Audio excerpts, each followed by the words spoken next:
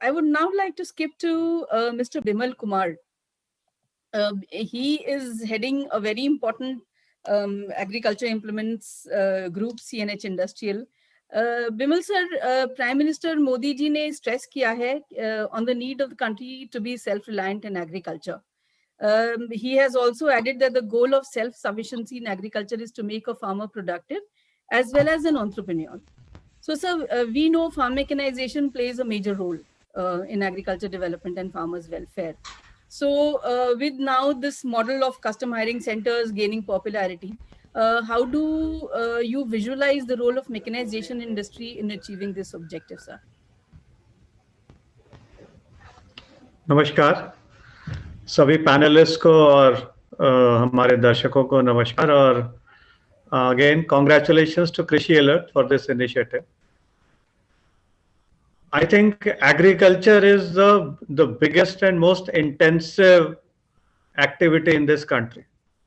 And अगर हम manufacturing में देखें तो agriculture is also equally vast, and it has got all the steps like soil preparation, then seeding, then growing the crops, harvesting, processing, storing.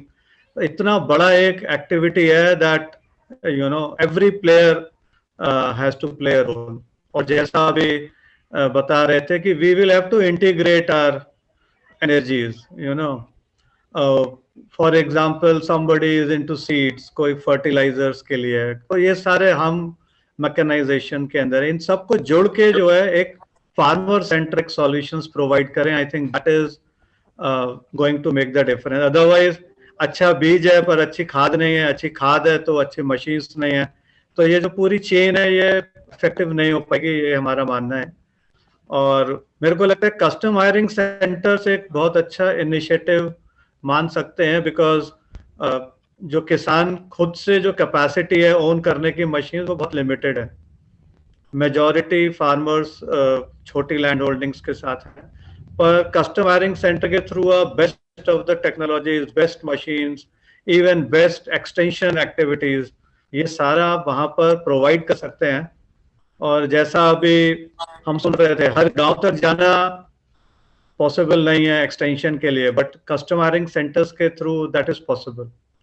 और custom hiring centres जो हैं वो digitally connected हैं, वो काफ़ी एंटरप्रेन्योर्स चला रहे हैं, काफ़ी एजुकेटेड लोग चला रहे हैं, इंजीनियर्स चला रहे हैं, सो बिग फार्मर्स चला रहे हैं. तो मेरे को लगता है कि CHC एक बहुत अच्छा नोडल पॉइंट हो सकता है हमारे को नॉलेज ट्रांसफर करने के लिए, और not just knowledge but practices को इम्प्लीमेंट करने के लिए. आप वहाँ पर बिगर मशीन्स दे सकते हैं, प्रिसाइज मशीन्स दे सकते हैं. सो मेरे हिसाब से custom hiring centre game changer हो सकता है for our agriculture. And while हम लोग हर साल ही देख रहे हैं कि कस्टम हायरिंग सेंटर्स एक्सपैंड हो रहे हैं, but are they really connected to the universities and the agri departments? क्या every month there is some knowledge transfer? ये areas हैं which I think are more around implementation. Idea is very powerful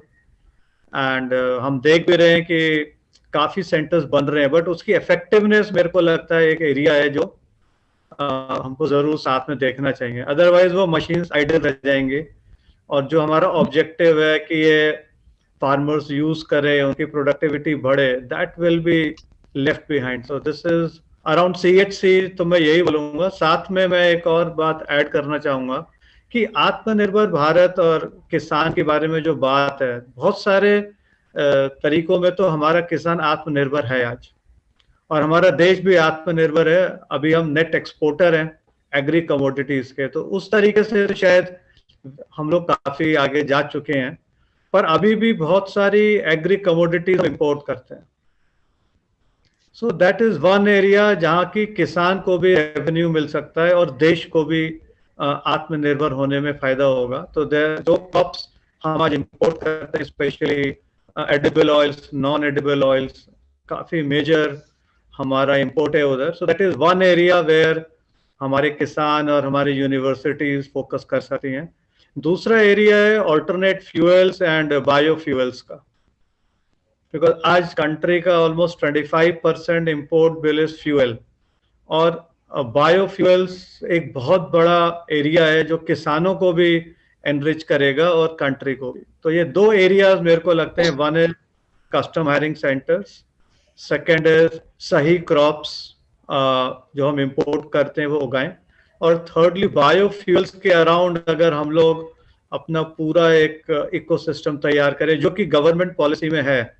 आज blending of ethanol in fuels is already there, साथ साथ straw management के through using that for fuel baler. तो ये सारे areas है मेरे को लगता है जो किसान को और ज्यादा आत्मनिर्भर बनाएंगे, देश को भी आत्मनिर्भर बनाएंगे और उनको बेटर मॉनिटरी एडवांटेज देंगे। अदरवाइज अगर किसान के पास ज्यादा आय नहीं होगी तो ये सारी जो भी हमारे ड्रीम्स हैं वो रह जाएंगे।